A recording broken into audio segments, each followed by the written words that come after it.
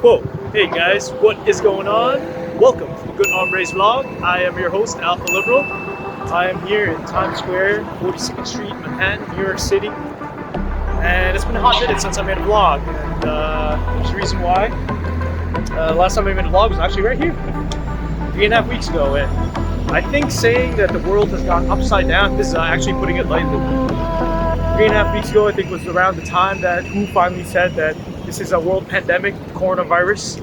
And you know, when I was walking around here, there was tour groups, there was people walking back and forth. It was kind of like the same. It was kind of like the same. It was still kind of same old, business as usual. But as you guys can see, it's absolutely surreal what's happening here right now.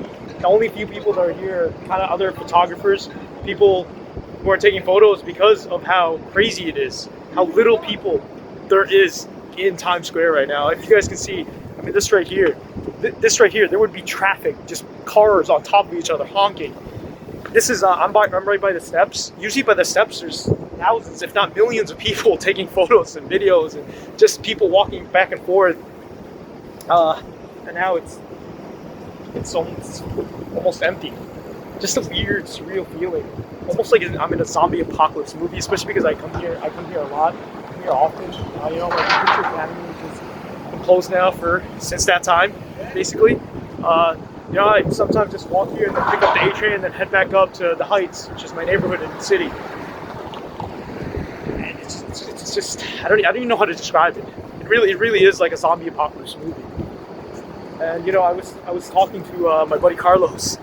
We were discussing it today and texting each other, and he said to me, "Dude, do you realize that it was only 3 weekends ago that you and I were sitting in an Olive Garden, eating food after an amazing hike and a beautiful day? And now here we are, when we see each other at work, we can't even touch each other. We have to, you know, we have to say hi to each other, and we just have to kick our legs, or just kick our legs, not even touch our legs, just kick our feet towards each other, just be like, yo, what's up?"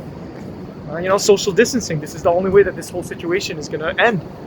And it's just so scary. It's just so scary because we don't know when the end is gonna be. I've been following this thing since it became a pandemic, since it was announced as a pandemic, and just so many different projections. I mean, one doctor I was listening to, he said, "Oh, I think there's going to be 100,000 infections by June." We are already at 200,000, and this is only the second day of April. And it's that uncertainty, that level of uncertainty, I think, that drives the fear. And rightfully so, because we have no idea when this is going to be over. And, you know, Donald Trump was talking about reopening the country on Easter. He pushed it back to April 30th. And just today, Andrew Cuomo was talking about this lasting up until August. And there are so many people now who the deaths just keep piling up. I think Tuesday we had 900 deaths. And then Wednesday was over 1,000 deaths. I don't know what it's going to be today. And, you know, people losing their jobs, not being able to work, people getting furloughed, not knowing when they're going to be able to work again and pay the bills. And for people out there and the people who are laid off, these are people, the essential workers are the only one working, the essential businesses are the only ones running right now, allowed to run. And I think for people, if you don't have a family member who has had COVID-19, and if you don't work in healthcare, you're looking at this whole situation and you're thinking, what is all this commotion for?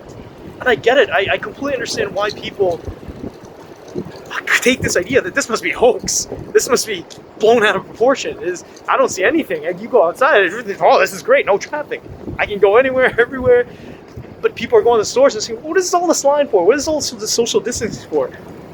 So again, you know, I understand it's a silent war. It's a silent war we have to deal with. Because you don't see it. You don't see the enemy. You don't see what's happening in the country. And it's just, we're just in a completely sad state of affairs. We don't know, you know, we don't know what's coming, basically. We don't know what's going to happen. And I understand people's frustrations. But if you are in healthcare, God bless you. Because you are in the front lines. People that work in healthcare know that this is real. And this is no joke. The bodies are piling up. Operating rooms are essentially becoming ICUs. So I'm a nurse in an operating room. That is my profession. And we have just fully become a complete ICU. And I'm not, I'm not gonna pretend like I'm contributing somehow, because working in an operating room requires a specific skill that it doesn't translate to other aspects of nursing. It's a specialty, and so our entire it's all elective cases have been canceled. It is only now emergency room cases, and only certain rooms are left open for those emergency cases. The rest of our operating rooms, we are the biggest hospital in New York State. The rest of our operating rooms have been completely converted into ICUs with 3 to 4 patients each. And a lot of nurses who worked in the recovery unit, nurses who work in extra nurses from ICU, they've been asked to come in for overtime and help take care of these sick patients that are coming in. It's just complete pandemonium. It's just crazy. And these are the people in the front lines. The ICU nurses, the recovery nurses that have been floated and transferred, the CRNAs who work in the OR who are now functioning as ICU nurses, the nursing aides, the doctors who are these are the front lines. These are the people that need to be praised. When people say, "Oh, thank God for healthcare workers," yeah, I'm definitely not going to take credit for that because I'm not that. What we have been doing, what the operating room staff has been doing, because we've still had to come to work because our elective cases are no longer there. We have no work, and so since they transformed our operating room into an ICU, what we've been doing is that we've been acting as what's called runners. And what it is that we are running for supplies. If whatever the ICU nurse staff needs, we go grab it. Medication, they need lab work done, they need blankets, pillows, whatever they need. We're the ones that are going in there and giving them the supplies that they need, because that's all we can do. We don't have these skills. But if this thing gets as bad as it does, if it gets worse and worse, if the situation worsens, the goal is going to be for nurses like us who are in these specialty services to become direct patient caregivers. That's what's inevitably going to lead to. You're going to have to put all hands on deck. We're not going to have much of a choice. As a nurse, I have pride in what I do, and so if the war gets to that, got to do what you got to do. I have no qualms about learning new skills, having a whole new skill set to help other human beings, help other people. We are the back line right now. We are the back line. The people in the front line are the people in the ICU. They're the ones that are going to end up getting exposed.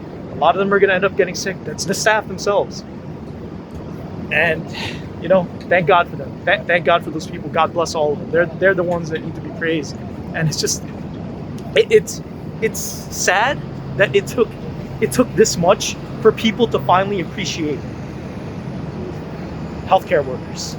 It's sad because this is for these ICU nurses. Like, okay, so we're not just runners. We're being slowly transitioned into giving points of care. And one of the things that we had to do, had to go in several times into these rooms where the COVID-19 patients are, where they're intubated on a vent, to help wash, to help change, to help position, so that to prevent bed sores. And I go in there, and these ICU nurses, they're just jumping in there. To them, this is like normal. This is their lifeblood. This is like, they're so desensitized to it, which is that, because that's what happens. If this is your field of work, that's what you do. You just need desensitized to it. But yeah, my goodness, just hats off to them. Those are the real heroes. Those are true, not even heroes, they're superheroes. All of them.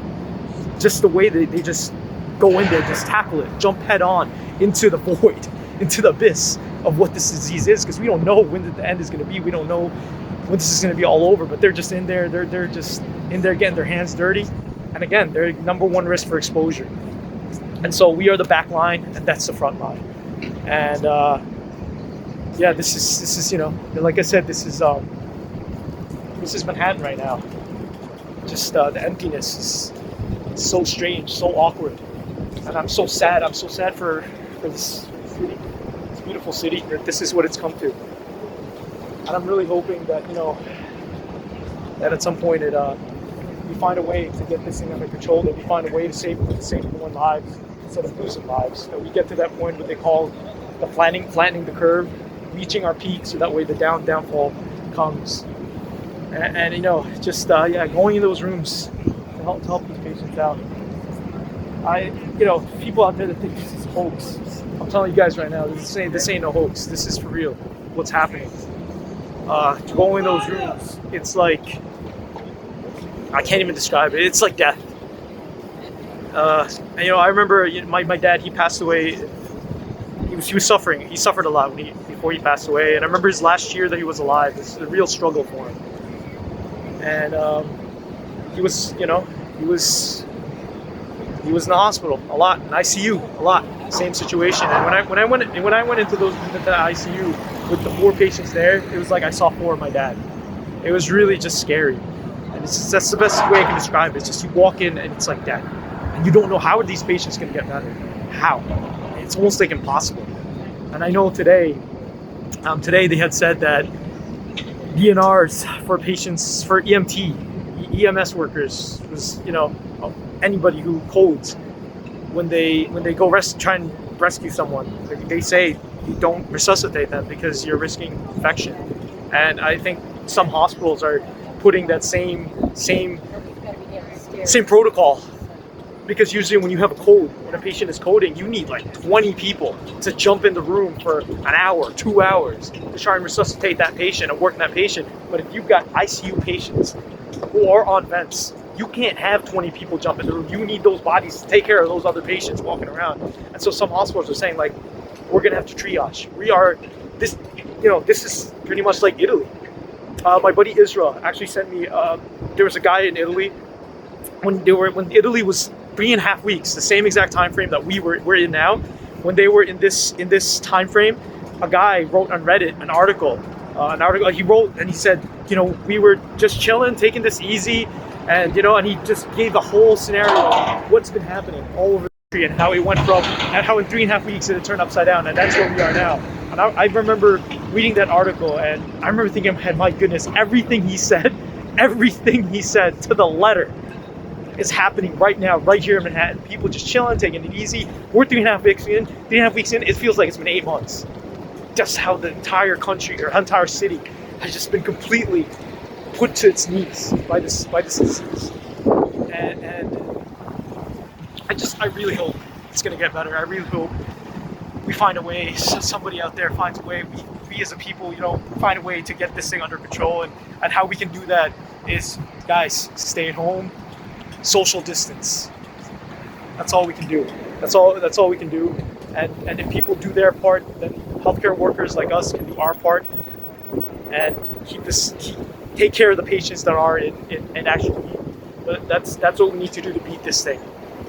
Is to keep being strong and to keep just staying at home.